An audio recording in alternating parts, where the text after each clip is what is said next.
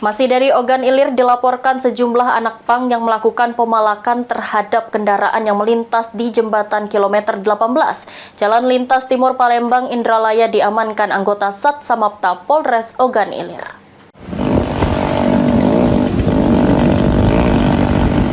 Inilah saat tim patroli Sat Samapta Polres Ogan Ilir dipimpin Kanit Turcakwali Sat Samapta Polres Ogan Ilir, Aibda Beni Harmoko mengejar sejumlah anak pang yang melakukan pemalakan di jembatan kilometer 18 Jalan Lintas Palembang Indralaya.